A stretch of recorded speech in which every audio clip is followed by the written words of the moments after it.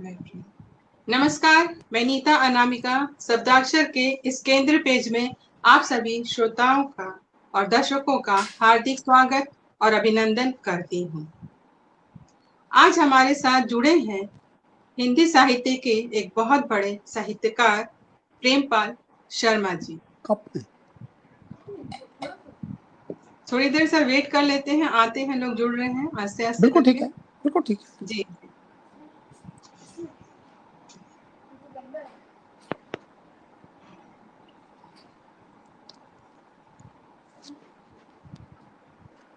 Notification अभी जाएगा सबके पास, तो सब एक एक करके जुड़ेंगे लाइव में। मैंने आके पानी भी नहीं पिया था, मैंने जब तक जुड़ेंगे नहीं तब तक सर, मैं पी लीजिए पानी। नहीं શું કરે છે?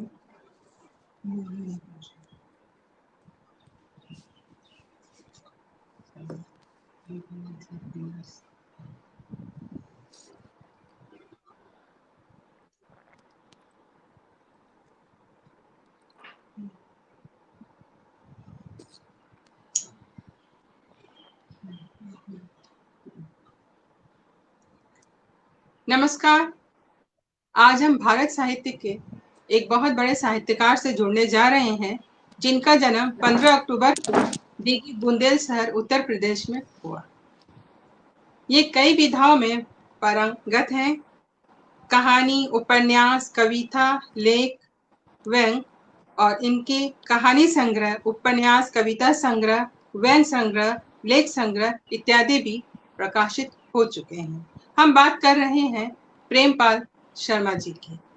हिंदी अकादमी सम्मान, इफ्को साहित्य सम्मान से सुशोभित, स्कूल शिक्षा के एवं शिक्षा प्रशासन के भारतीय भाषाओं के प्रबल पक्षधर, एनसीईआरटी की पाठ्यक्रम समिति के पूर्व सदस्य, पूर्व ज्वाइंट सेक्रेटरी रेलवे, पत्रकार, लेखक, उपन्यासकार, व्यंगकार और न जाने ऐसी कितनी विधाओं के ज्ञाता, अद्भुत, अद्वितीय, ओजस्वी, दिल्ली निवासी आदरणीय श्री प्रेमपाल शर्मा जी का शब्दाक्षर के केंद्रीय पटल पर आज हम स्वागत करते हैं।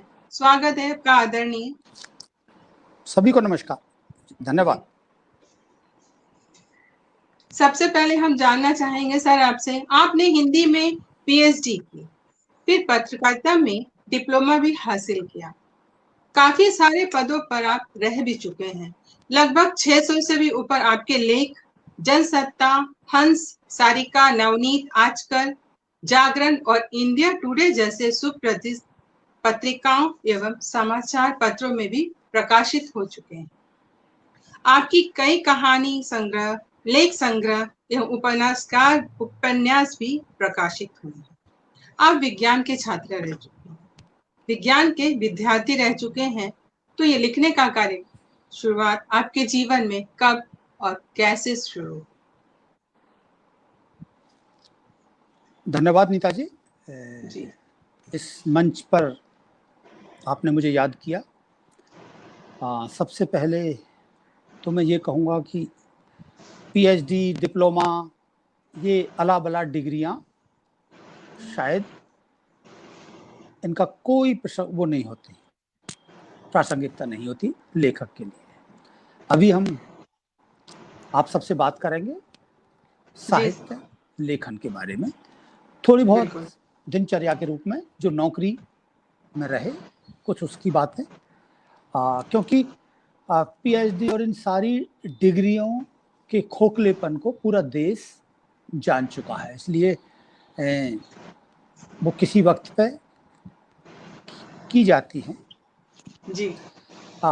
आपने बहुत लंबा प्रश्न उठाया है, जिसका जवाब देते देते भी शायद कई दिन भी लग सकते हैं और कई घंटे भी लग सकते हैं। पहले मैं थोड़ा सा परिचय जो अपना खुद ही बताना चाहूँगा। मैं उत्तर प्रदेश, पश्चिमी उत्तर प्रदेश का रहने वाला हूँ। जी। बुलंदशहर, वहाँ मेरा गांव है। हम 5 भाई, हम किसान परिवार है हमारा। इसी पीढ़ी में हम सरकारी नौकरी में आए हैं। मैं और बता दूं कि मेरी सारी पढ़ाई अपने गांव से ही हुई है। न मुझे दिल्ली के हॉस्टल मिले, न जेएनयू के बड़े बड़े वो, न ऑक्सफोर्ड की डिग्रियां, न कुछ और।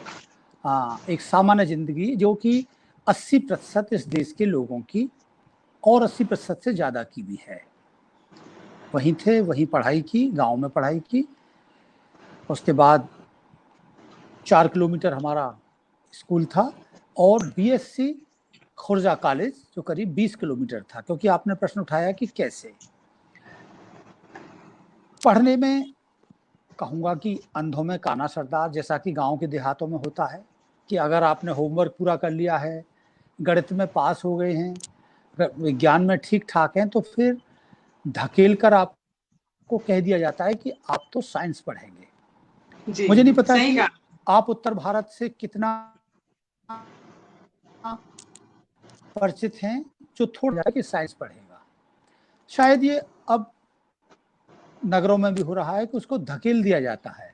कलकत्ता की बात अलग है, दक्षिण भारत की अलग है, कि जहाँ मेरे अपने अनुभव में कि किसी की अगर कला में रुचि है, साहित्य में रुचि है, तो संगीत में रुचि है, तो उसे वहाँ की तरफ भेज दिया जाएगा। पहले तो मैं ये बता दूं कि कलकत्ता मेरे प्रिय शहरों में से रहा है। मैंने अपनी रेलवे की नौकरी जब शुरू की और सबसे पहले मैं राजधानी पकड़ के कलकत्ता आया और शांति निकेतन गया। अब शांति निकेतन ही क्यों? क्योंकि तब तक साहित्य की दुनिया के प्रति इतना लगाव हो चुका था कि शायद सरकारी नौकरी में नए आए होते तो साहित्य की तरफ, और मैं कहूँगा कि तब तक बहुत पढ़ चुके थे। अब वो पढ़ना कैसे हुआ?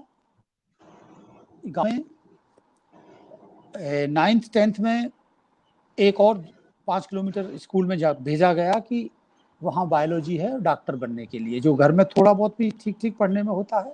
ऐसा नहीं, बाकी भाई भी उतने ही पढ़ने में थे, लेकिन जो खेती में ज़्यादा काम करते थे वो किताबों की तरफ काम। मुझे भी ये हकीकत है, लेकिन विज्ञान पढ़ा और बीएससी जूलॉजी बॉटनी केमिस्ट्री किया।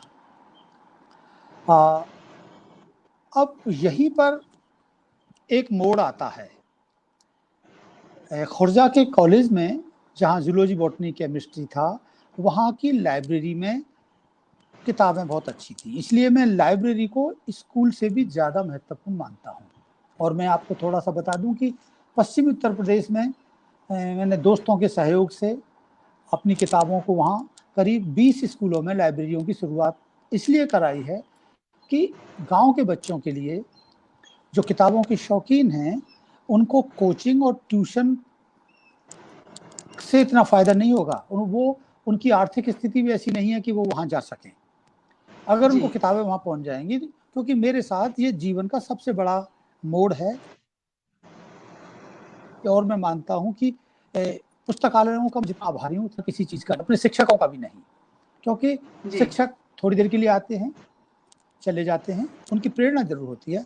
तो किताबों की शुरुआत खुर्जा की उस लाइब्रेरी से हुई और उसका भी कारण था। मैं किसी अपनी आत्मकथा के बखान के लिए नहीं कह रहा। बीएससी में जो किताबें थी वो अंग्रेजी माध्यम की थी और 12वीं तक हमने हिंदी माध्यम में पढ़ा था। और वे ज़्यादातर किताबें जैसे साइटोलॉजी की दलीला वर्मा, या सेल बायोलॉजी, या इकोनॉमिक बॉटनी, या केमिस्ट्री की जीडी तुली, पीएल सोनी, ये सब किताबें जो इनके नए एडिशन थे, नेताजी वो बहुत महंगे होते थे और शायद गांव के किसानों के बच्चों के पास में पैसे नहीं होते कि उन किताबों को खरीदें। यहाँ मैं एक और समाजशास्त्र का आपको बता रहा हूँ कि खुर्जा में रह के वहाँ हमारा 20 किलोमीटर था, तो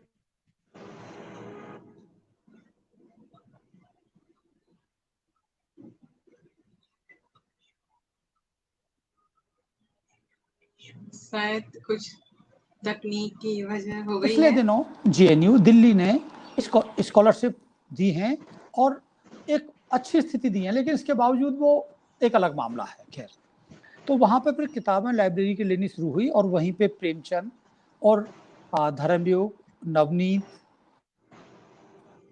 साप्ताहिक हिंदुस्तान, इनको पढ़ने की शुरुआत हुई और कह सकते हैं कि साहित्य की तरफ पहला कदम बढ़ा। कदम नहीं पड़ा, एक पाठक के रूप में किताबें ले जाते थे। उससे पहले जहाँ से हमने 8वीं किया था, वहाँ भी किताबें कभी कभी महीने में एक बार लाइब्रेरी से ले जाने की अनुमति होती थी।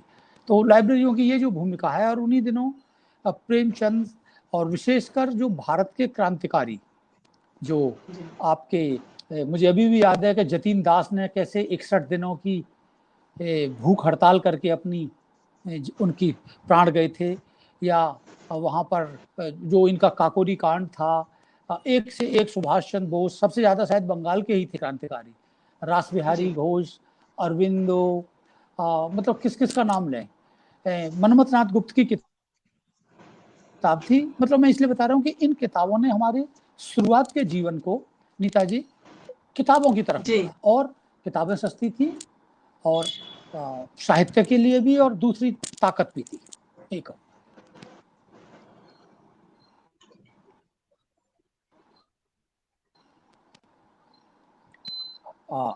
अभी अगर इसमें मैं और जोड़ूं तो उन्हीं दिनों जब प्रेमचंद की कहानी लगभग 300 की 300 जितनी भी होंगी, मानसरोवर की सारी ही पढ़ ली थी, तो उन्हें पढ़ते पढ़ते लगा कि ऐसी समस्याएं तो हमारे अपने गांव उसमें भी हैं, चाहे वो जाति के भेदभाव की हों, चाहे जो बड़े घर की बेटी या रानी शारंधा से लेकर हामिद का चिमटा रोज फैला हुआ है। तो उन्हीं से प्रेरणा लेके शुरुआत हो गई कुछ कच्ची पक्की कहानियों की। निश्चित रूप से मैं कहूंगा कि उसमें जो भाव था मैं उस भाव पर आज भी कायम हूं। जब विश्वास का विरोध, जाति प्रथा का विरोध, पंडितों के ये जो आचरण, धर्म के नाम पर जो लोगों को मूर्ख बनाया जाता है, ये सारी बातें, और इन सब को लेकर मैं दिल्ली पहुंच गया बीएससी करने के बाद, और फिर वहां से नियमित रूप से कहानियां लिखी। शुरू की मुख्य जो पत्रिकाएं रही, टाइम्स ऑफ इंडिया का सारिका थी, 1986 में कहानी छपी, फिर और नवभारत टाइम्स में, जनसत्ता उन दिनों निकलना शुरू हो गया था, दिनमान में भी, धर्मयुग में भी 2 लेख छपे, आगे चल के फिर वो हंस में कहानियां, समकालीन, जितनी भी जो पत्रिकाएं थी। और मैं कहूँगा कि बस सिलसिला चल निकला नेताजी, यहीं से चलना शुरू हो गया। सर, आपने तो काफी कहानियां लिखी हैं, उपन्यास लिखे हैं, चौराहे, कविता संग्रह भी आपकी आई है, व्यंग भी आपने लिखा है। तो ऐसा जीवन में क्या आपने महसूस किया कि आप शिक्षा के विषय पर लिखने की ओर मुड़ गए? आप शिक्षा के लिए काफी लेख लिख चुके हैं और 15 साल से आप शिक्षा पर ही लिख रहे हैं।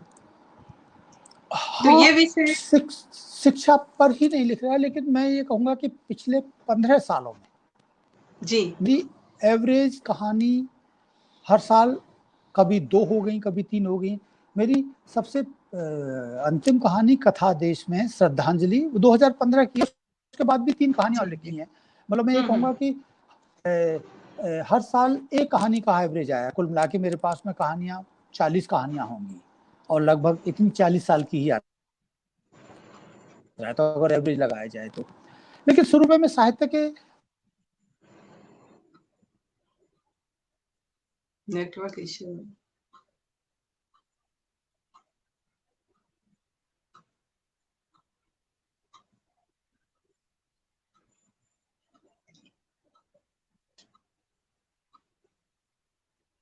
तकनीकी वजह से बीच बीच में हम आपसे जुड़ नहीं पा रहे हैं। आप बने रहिए। दीवाना बाद समाज के अंदर जो एक आलोड़न होता है जी,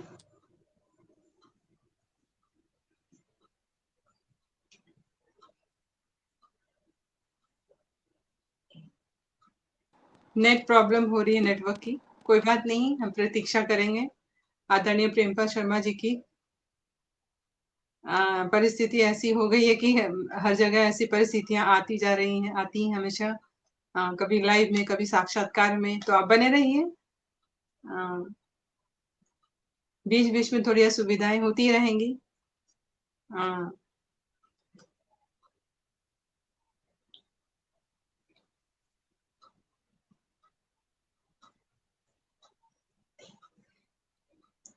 प्रेमपाल शर्मा जी की काफी कहानियां हैं, जिनमें से अजगर घरेना चाकरी, भूकंप, मातम, श्रद्धांजलि, हिंजड़े, ऐसी काफी कहानियां हैं जिन्हों उन्होंने लिखा है।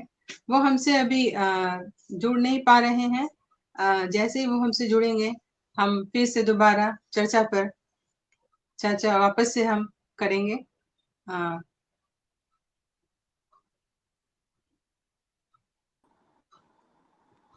जी। हाँ, कुछ जी लगता है नेट में परेशानी जी, आ कोई गई। बात नहीं। हम सब जी जुड़े हुए हैं आपसे और सब आपको सुनना चाहते हैं। कोई जी आपकी बातें कुछ अधूरी रह गई थी। जी। पहले तो मेरा ये कहिए कि आप ज़्यादातर कलकत्ता के होंगे, और कलकत्ता मेरा सबसे प्रिय शहर है, विशेषकर क्योंकि उसकी साहित्य संस्कृति। मैं जब भी कलकत्ता जाता, कलकत्ता यूनिवर्सिटी में ज़रूर जाना हुआ, और वहाँ की जो किताबों की जो पटरियों की, तो खैर मैं आता तो 90 के बाद जो मंडल कमंडल की वजह से जो साहित्य के दोस्तों में भी आपस में जो जिसे कह सकते हो ना मनमुटाव, बहस, और ये शुरू जी हुई, तो मुझे लगा कि उसमें कहानी का पक्ष मुझे लगा कि इतनी मजबूती से करने का वक्त नहीं, मैं फिर वैचारिक लेखन की तरफ मुड़ा। और मैं यहाँ थोड़ा सा कहूँ कि उन्हीं दिनों 1996 में मैं हम्म रेलवे का, हमारे अधिकारियों का जो कॉलेज होता है, वहाँ जी पर जी मेरी तैनाती एज ए प्रोफेसर मैनेजमेंट की हुई है। वहाँ मुझे और वक्त मिला, और मैंने गुजरात से दिल्ली को देखने की कोशिश की, वहाँ के समाज को, वहाँ की इन सारी चीज़ों ने मुझे, उन्हीं दिनों मैंने पहल में जो ये ज्ञान रंजन जी की बड़ी मशहूर पत्रिका है, उसमें एक लंबा लेख लिखा, और मैं आपसे शेयर करना चाहूँगा कि जी समाज जरूर। और संस्कृति के अंतर संबंध। मैंने ये देखा कि वहाँ मुझे बड़ौदा में कहीं मुश्किल से ही कोई मैगजीन साहित्य की पढ़ने को कहीं मिलती थी, बाई पोस्ट तो आती थी। आपसे माफी चाहती हूँ। हमारे जो शब्दाक्षर के उपाध्यक्ष हैं दयाशंकर मिश्रा जी, वो पूछ रहे हैं कि आप कभी बड़ा बाजार पुस्तकालय में आए हैं? कुमार सभा बड़ा बाजार पुस्तकालय। बड़ा बाजार में नहीं आ पाया, मुझे याद नहीं आ रहा। मैं कुमार सभा ये पुस्तकालय बड़ा बाजार। मैं वहाँ नहीं जा पाया। मैं जी सच जी। बताऊं, ये जो आपकी जो पार्क स्ट्रीट है, या कौन सी स्ट्रीट है आपकी जो, हाँ पार्क स्ट्रीट है, सही। हाँ, वहाँ तो मुझे लगता है कि सबसे पहली बार भी वहीं गया, और बार बार जाता रहा सब दोस्तों के। उसके बाद जी में जी बागात वाले दफ्तर में भी, लेकिन शांति निकेतन में 5 बार गया हूँ। तो कई बार जो कलकत्ता वाले कहते हैं कि इतनी बार क्यों गए, तो मैंने कहा कि मैं वहाँ से, वो जाती थी ट्रेन, और मैं चला जाता था, शाम को लौट के आता था फिर रेस्ट हाउस में, जब अपने काम को करने के बाद। बड़ी बात। मैं इसका एक और निजी कारण भी है जो मैं यहाँ नहीं बताना चाहता इस जी मंच पे। तो जी खैर, तो ये वैचारिक, तो मैंने जो समाज और संस्कृति के अंतर संबंध, मैं इस पे चाहूँगा कि आप ध्यान दें। मैं जी बड़ौदा में बिल्कुल। रहते हुए मुझे लगा कि हकीकत में है 96 में कि मैंने वैसी गरीबी नहीं देखी जो मैं उत्तर भारत में देखता आया था। जैसे जूते ठीक करने वाला भी सड़क पर मुश्किल से मिलेगा, रिक्शा वाला नहीं मिलता था वहाँ। जैसे बंगाल के अंदर दुर्गा पूजा में वो होता है, वैसे ही वहाँ पर गुजरात में गरबा के दिनों में सबसे बड़ी बात कि स्त्रियों की आज़ादी का जो मैंने पहली बार महसूस किया कि उनको कोई छेड़ेगा नहीं, वो रात के किसी भी वक्त स्कूटर पर जा सकती हैं। मेरी जी पत्नी का नाम मृणालिनी है, वो बैंक में हैं, और उनके साथ ही लड़कियां, उनके जो काम करने वाली, वो घर पे अपने अपने स्कूटर से आती थी। उत्तर जी जी भारत में मैंने नहीं देखा कि कोई स्कूटर पे लड़की अकेली किसी के घर में चली जाएगी और 3 घंटे रह के और फिर आराम से, आप समझ गए ना, आएंगी तो वो अपने बिल्कुल। पति के साथ आएंगी, लदी फदी पिछले उस पर रहते हुए। पर मुझे लगा कि मेरे मेरा मेरा गरबा के दिनों में पूरी रात गरबा चलता है, लेकिन कोई ऐसा केस नहीं होता था इन सब चीजों में। लेकिन पत्रिका नहीं मिलती थी, अखबार नहीं मिलता था, तो मुझे लगा कि क्या अखबार और पत्रिका उस समाज में होते हैं कि जहाँ गरीबी होती है। ये कलकत्ता पे नहीं है लागू, ये बिहार पर लागू है, उत्तर प्रदेश पर लागू है, जहाँ रोज महिलाओं के साथ वो होता है, वहाँ बड़ी बड़ी बातें भी लिखी जाती हैं। खैर, जी इस पर बहस सही चली, कहा, बिल्कुल और सही कहा। कुछ लोगों ने कह सकते हो कि बीजेपी या मोदी तो 2002 या उसके बाद आए, ये मेरा पहले आकलन था। और मैंने कि जैसे किसी फोटो खींचने के लिए एक पर्याप्त दूरी की जरूरत होती है, वैसा ही मुझे बड़ौदा के दिनों में गुजरात में, क्योंकि ये जो आईएएस से चुने हुए लड़के होते हैं, वो उनकी ट्रेनिंग होती थी, इंजीनियर्स की ट्रेनिंग होती थी जो रेलवे के क्लास 1 अफसर हैं। तो मुझे भी पूरे गुजरात में उनको विलेज विजिट और उस पर ले जाना होता था। ये एक महत्वपूर्ण पक्ष है किसी समाज को देखने का। और मैंने सही। भरपूर गुजरात देखा। उन्हीं दिनों मैं अब आता हूँ आपकी बात पर। कहानियां चल रही थी, लेकिन कहानियों के प्रति ये हो रहा था कि आखिर अखबार में जो लेख जाता है वो कई लाख लोगों तक जाता है। जनसत्ता अपने पीक पर था, 2-2.5 लाख 5 लाख तक छपा जाता है, लोगों के फ़ोन भी आते हैं, कहानी छपती है 1,000 लोगों के बीच, 2,000 लोगों के बीच, और आपके दोस्त ही जानते हैं ज़्यादातर। वैसे भी आते हैं, साहित्य की एक अपनी दुनिया है, उसको मैं वो नहीं कर रहा। लेकिन यहाँ पर मैं जो कहना चाह रहा था, उन्हीं दिनों मेरे बच्चे स्कूल में थे, 3री और 7वीं क्लास में। मैं यहाँ पर इस मंच पर फिर से घोषित कर दूं कि मैं सरकारी स्कूलों का बहुत बड़ा समर्थक रहा हूँ। फिलहाल उससे मेरा मोह भंग हो रहा है पिछले 4-6 सालों से, क्योंकि जब मैंने जी, देखा है कि सरकारी स्कूलों की वकालत करने वाले सारे ही लोग, उन्होंने अपने बच्चों को अंग्रेजी के स्कूलों में भेजते हैं। वो दिल्ली में बिल्कुल बैठे सही। अंग्रेजी की वकालत करते हैं, और सरकारी स्कूलों को की वकालत इसलिए करते हैं कि उनकी नौकरी बची रहे, उनको नौकरियों में गोल मारने को मिल जाए, तनख्वाह पूरी मिल जाए। मैं ये हकीकत है, मेरे दोस्त अगर सुने, और मैं बार बार इसे लिखता रहा हूँ। खैर, मैंने बच्चे केंद्रीय विद्यालय में मैंने दाखिल कराए, और वहाँ ये, क्योंकि आप एक शिक्षक हैं, मैं इसलिए कहना चाहता हूँ। जी, उसके बाद में मेरे स्टाफ कॉलेज के बहुत सारे हमारे जो प्रोफेसर थे, वो भी होड़ा होड़ी केंद्रीय विद्यालयों की तरफ गए, क्योंकि मैं केंद्रीय विद्यालयों के पक्ष में। आप कहेंगे क्यों पक्ष में? भाषा का कोई अंग्रेजी का दबाव नहीं होता, जी, हिंदी भी उसे ही पढ़ी जाती है, सारे विषय के माध्यम भी अपना हिंदी अंग्रेजी ले सकते हो, बच्चों के साथ भेदभाव नहीं होता, बच्चे वो नहीं होते कि जो गर्मियों की छुट्टी में इंग्लैंड चले जाते हैं, सिंगापुर चले जाते हैं, जो अपने बर्थडे वाले दिन सारे बच्चों को बड़ी बड़ी गिफ्ट बांटते हैं। शिक्षा वो होती है जिसमें आप गरीबी का महत्व समझते हैं, संवेदनशील बनते हैं।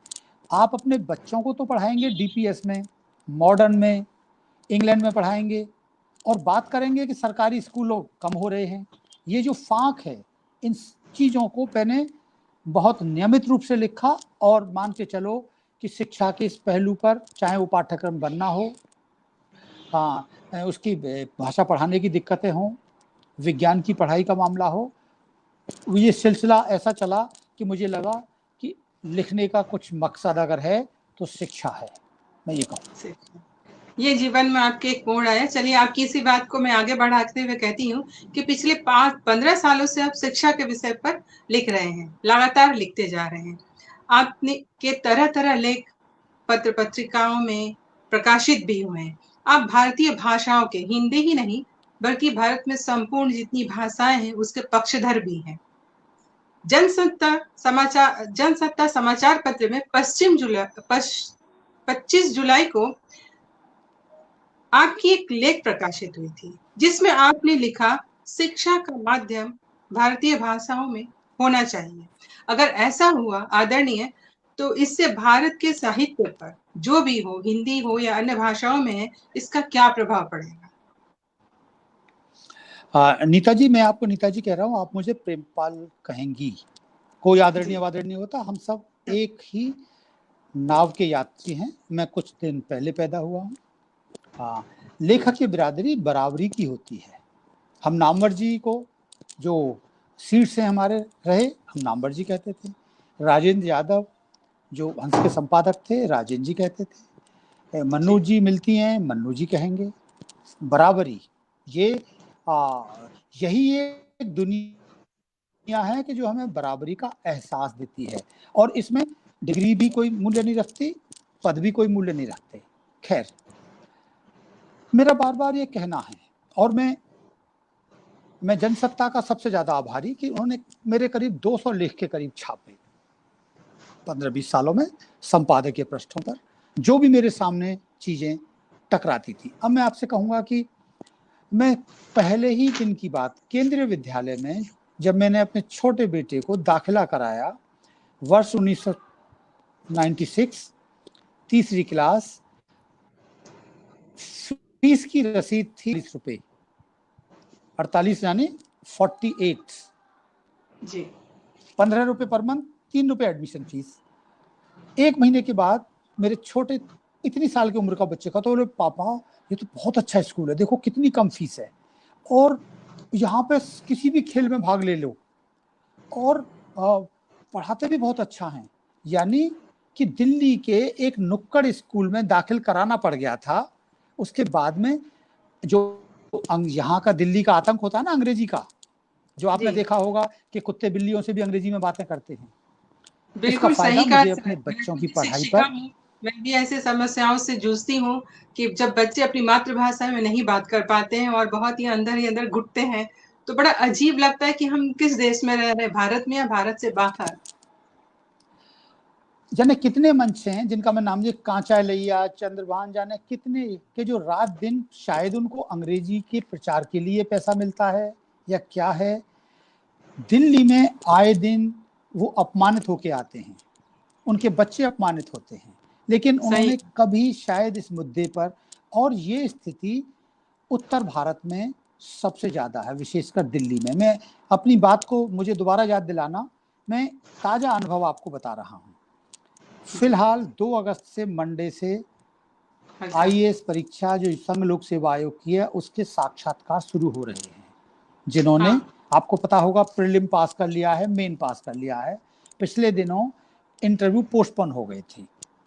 मैं भी इंटरव्यू बोर्ड से डायरेक्ट इनडायरेक्टली, दक्षिण भारत महाराष्ट्र के बच्चे का नाम नीता है, 10वीं क्लास में, उसके सब्जेक्ट हैं मराठी, इंग्लिश, हिंदी, संस्कृत, 4 भाषाएं।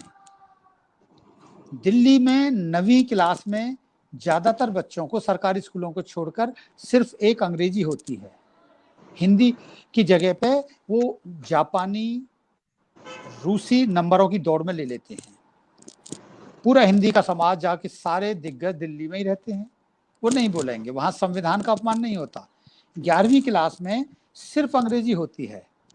दिल्ली विश्वविद्यालय में मैं अगर हिंदी माध्यम में पढ़ना चाहता हूँ तो हिंदी माध्यम में BA तो मुश्किल से कर लाऊंगा, MA में नहीं होती। यहाँ संविधान का उल्लंघन नहीं होता, आजादी बोलने की सब गायब, मेरा कहना है। और वो वहां से वो इंटरव्यू भी अपनी भाषा में देना चाहते हैं, मराठी में, बंगला में, हिंदी में। बंगाल के अंदर भी कम से कम अपनी भाषा के प्रति प्यार कई गुना ज्यादा है, किताबें खरीदते हैं, क्योंकि जब अपनी भाषा पढ़ेंगे तभी तो वो हिंदी की किताबों की तरफ जाएंगे। जब वो किताबें ही नहीं पढ़ेंगे, बच्चे साफ कह देते हैं कि हिंदी तो बहुत दिनों से नहीं लिखी, जब वो 9th से ही बनना लिख रहा और 8वीं तक जैसे तैसे। उनके माँ बाप भी इतने दोगले हैं, वो हिंदी के जो लेखक भी हैं, उनके अपने बच्चों को भी वो ये नहीं कहते कि तुम हिंदी पढ़ो।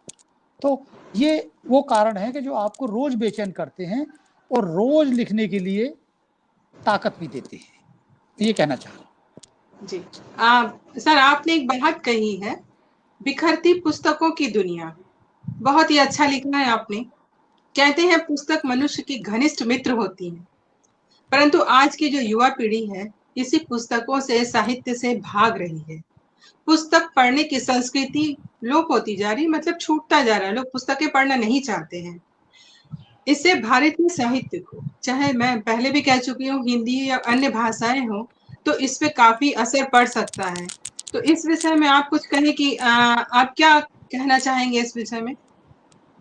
इसको कैसे समेटा जाए ताकि युवा पीढ़ी के अंदर पढ़ने की एक ललक जागे, और वो जो कहते हैं ना, हमारे साहित्य जो ऐसे लिखे जा चुके हैं वो भी उनसे अछूती है युवा पीढ़ी।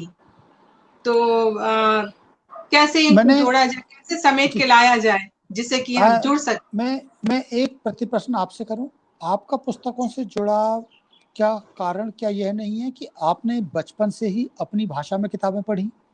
जी बिल्कुल। चाहे और वो अभी बंगला में भी पढ़ी हो, मुझे अभी भी। मैं यही कोशिश करती हूँ कि मैं अपनी भाषा में ही पढूं, जिससे कि मुझ वो एक अपनी भाषा में पढ़ी हुई चीज अंतरात्मा तक उतरती है, हम उसे गहराई से लेना जानते हैं।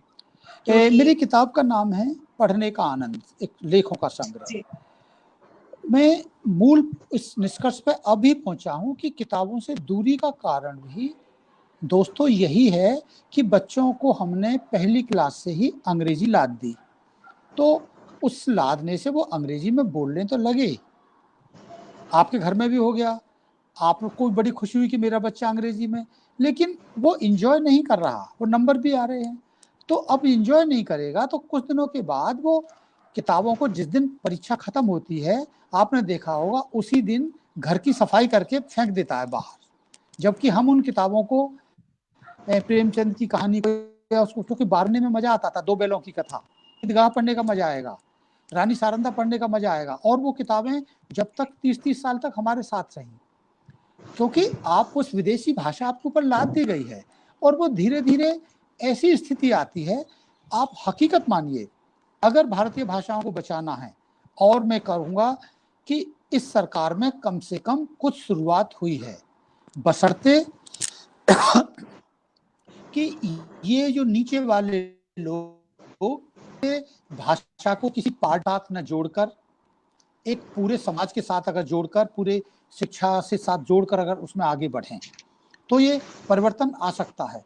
अगर हम अपनी भाषाओं में पढ़ेंगे, अब होड़ा होड़ी ये हो रहा है पिछले 30 सालों से, और लगातार उदारीकरण के बाद, कि पहले तो अंग्रेजी विषय के रूप में पढ़ाई जाती है, अब वो माध्यम भाषा के रूप में।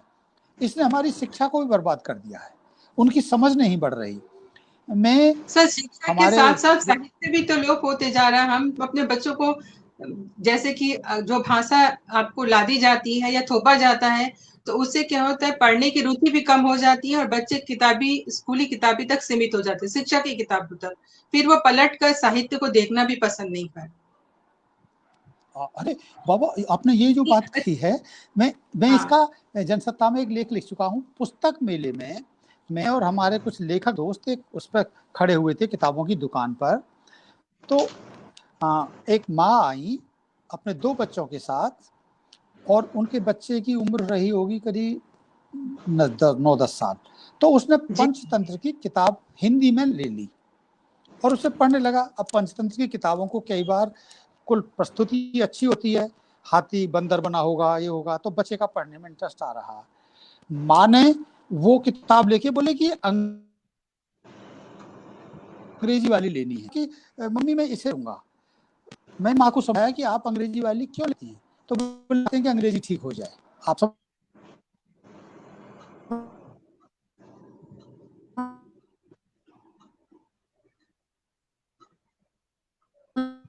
तकनीकी वजह से फिर हमसे प्रेमपाल शर्मा जी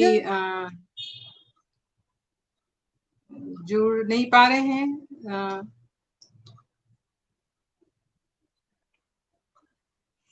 ना, चाहे जब जाते हैं। आप जी,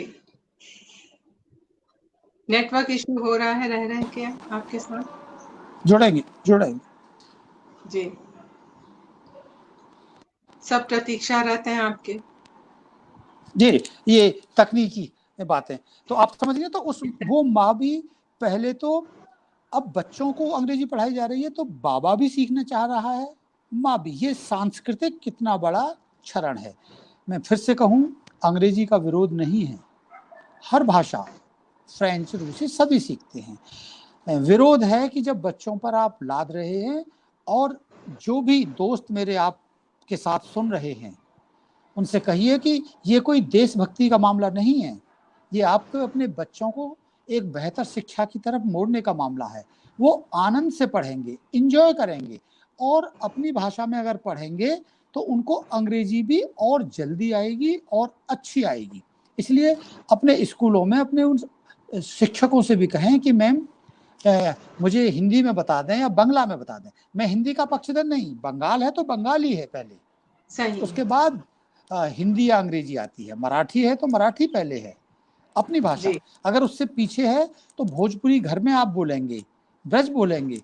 भाषा का और ये संस्कार का मामला है। और आप कृपया घुटने न टेकें। शिक्षा को बेहतर बनाना है तो हमें पढ़ने लिखने की भाषा पर काम करना पड़ेगा। वहीं से फिर हम बड़े साहित्य और कहानियों की तरफ जाएंगे। रविन्द्रनाथ टैगोर का अनुवाद भी हिंदी में होगा तो और भी अच्छा पढ़ेंगे।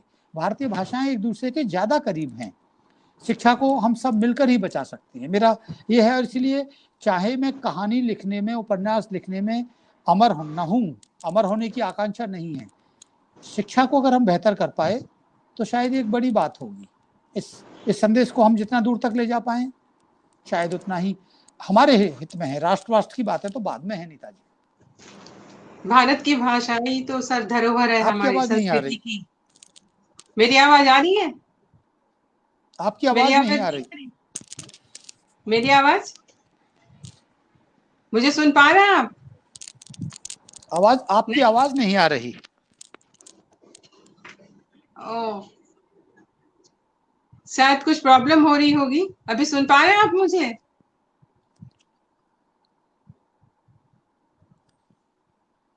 आवाज आ रही मेरी आपको? तकनीकी इशू, नेटवर्क की इशू हो रही है, लग रहा है मुझे बार बार आ रहा है कि ये समस्या आ रही है। नहीं आ रही है? आप कुछ कहिए, मैं आपको सुन पा रही हूँ पर संपूर्ण रूप से, पूरी तरह से सुन पा रहे हैं आप? नीता जी सुन पा आपकी रहे हैं? आवाज नहीं आ रही।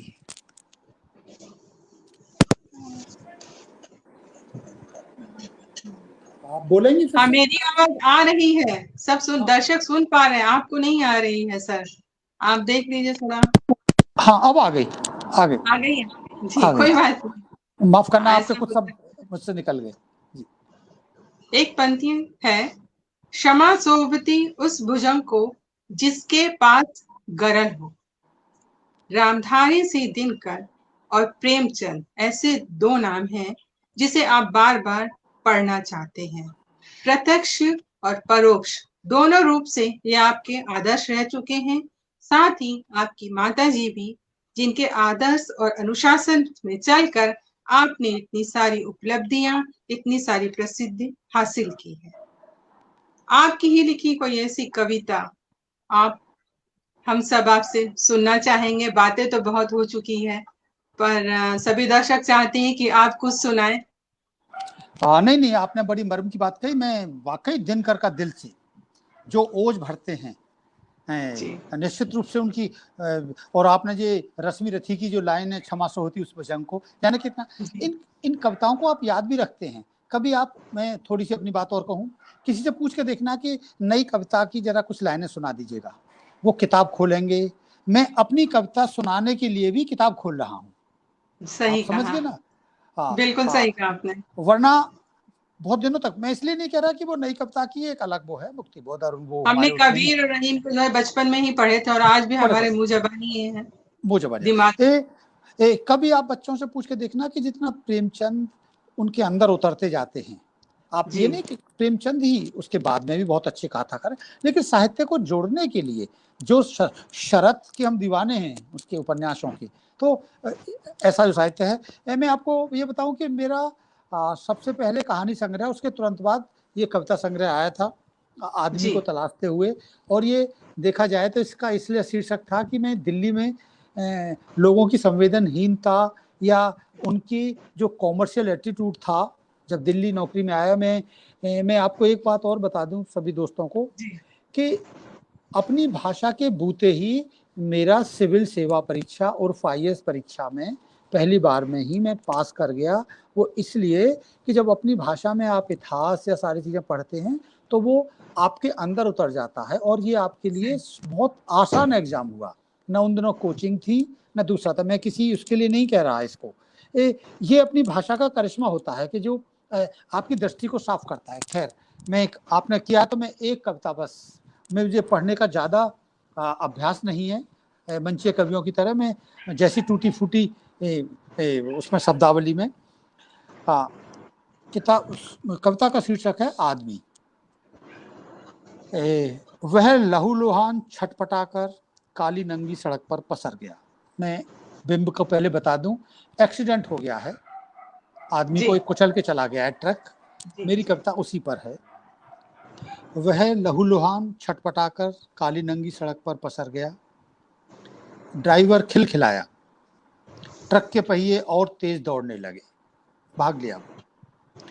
समीप से एक कुत्ता गुजरा और झांककर अपनी राह चला गया।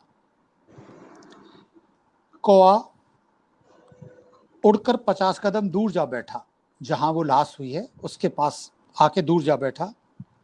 एक आदमी गुजरा, क्या जिंदगी है, सब यहीं रह गया, यह मेरा यह तेरा। ये उसकी फिलॉसफी आ रही है।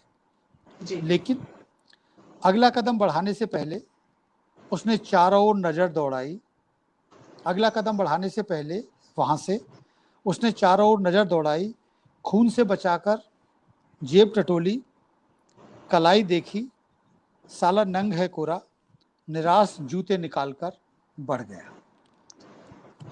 मैं इसका अर्थ इसलिए बताना चाह रहा हूं कि कुत्ता भी दूर खड़ा रहा, कौए को भी लाश को ठंडा होने में टाइम लगता है, आदमी ये इस इंतजार में कि इसके से क्या लिया जा सकता है, आदमी को तलाशते हुए। ऐसी ही बहुत सारी कविताएं इस संग्रह और में। और हम आपसे और एक कविता सुनना चाहेंगे आपकी। नहीं नहीं, मैं मेरे बहुत सारे दोस्त और पाठक जिनको मैं कह देता हूं कि मैंने कविता नहीं पढ़ता आजकल, है ना। आप मेरी चलो मैं नया मकान। जी। दिल्ली में धीरे धीरे बसते हैं, जमीन ली जाती है, परिवार की बड़ी जिम्मेदारी होती है, मकान बना। पहले मैं सड़कों पर घुमंतू था, कविता है सॉरी। फिर बित्ते भर जमीन मिली, आगे झोंपड़ी बनाने का इरादा हुआ। झोंपड़ी चिचाई, आप अगर उत्तर प्रदेश के, चिचाना मतलब पानी जब टपकता है तो उसको चिचाने कहते हैं कि घर चिचा जी। रहा है। कोठरा बनवाया जो मकान कहलाया, मगर उसे भी तोड़वाया, नया नक्शा बनाया। वो लोग जो धीरे धीरे गरीबी से उठते हैं वो थोड़ा बनाते हैं, फिर तोड़वा देते हैं, फिर बनाते हैं, फिर तोड़वाते हैं, फिर और एक कमरा जोड़ते हैं, सिलसिला चलता रहता है। उसी का व्याख्यान है। नया नक्शा बनवाया, खिड़की लगी, शीशे बदले, दीवारों के रंग, वर्ष दर वर्ष बदलते रहे मौसमों के साथ साथ। असबाब बढ़ता ही रहा, तिनका तिनका मिलकर, जड़ मकान में जुड़ता रहा। अब मैं खाली हूं, खोखला अंदर बाहर, और आश्चर्य मकान मुझे उससे भी ज्यादा खाली और खोखला लगता है, मन उससे भी अधिक खाली, जब मैं सड़कों पर घुमंतू था।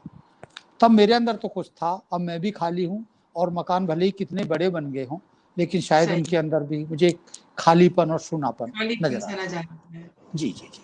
बस मैं यही मैं कविता को दोबारा नहीं देखना चाहता। मैं बहुत हकीकत बता दूं, मैं कहानी उपन्यास का ही दीवाना हूं, और अभी भी नहीं छूटा इन दबावों में, रोजाना की कहीं न कहीं समस्याओं के दबाव में।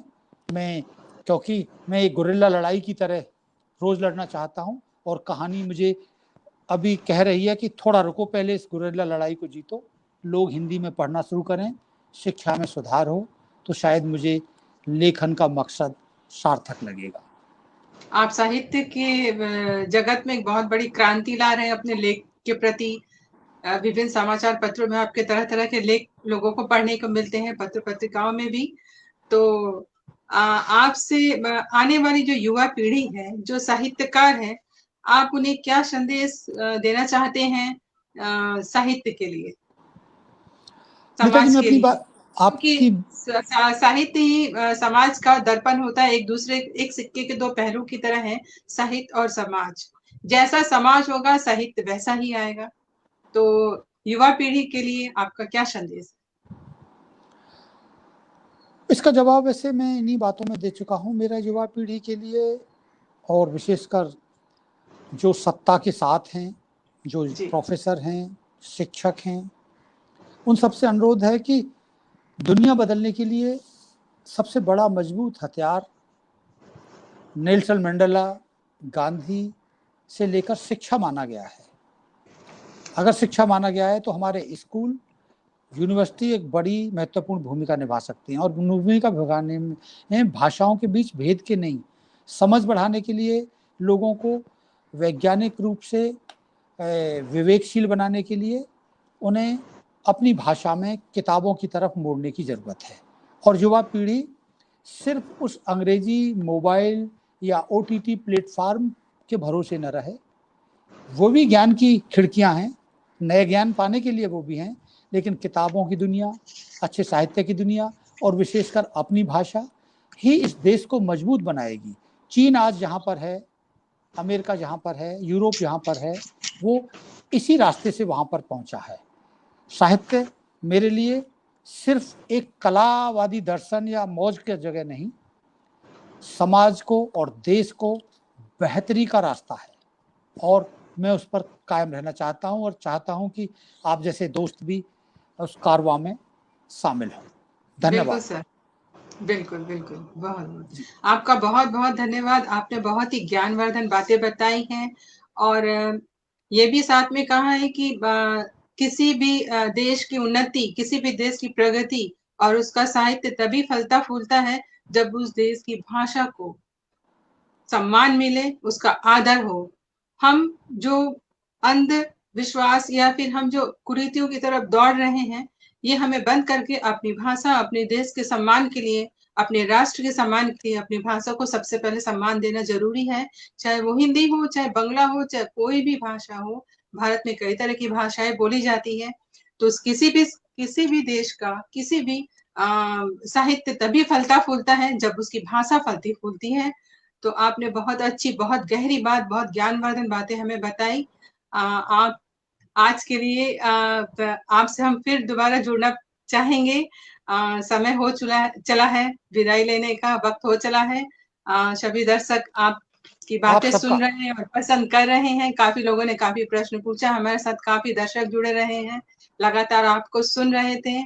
तो इसी के साथ आपका बहुत-बहुत धन्यवाद शब्दाक्षर के इस केंद्र पेज में आने का, और मैं साथ ही धन्यवाद देना चाहती हूँ हमारे राष्ट्रीय अध्यक्ष श्री रवि प्रताप सिंह जी का, जिन्होंने एक ऐसा प्लेटफ़ॉर्म बनाया, एक ऐसा मंच बनाया जहाँ पे हम अच्छे-अच्छे साहित्यकार, आप जैसे ज्ञानी पुरुषों को सुनने का मौका मिलेगा दर्शकों को, और मुझे भी जानने का बहुत कुछ सीखने का जीवन में आप लोगों से मौका मिलेगा। आपका बहुत-बहुत आभार। इसके साथ ही कार्यक्रम समाप्त करती हूँ। सभी का धन्यवाद। मेरा भी दर्शकों सभी को को धन्यवाद, आभार, बहुत बहुत आभार। बहुत-बहुत शुक्रिया।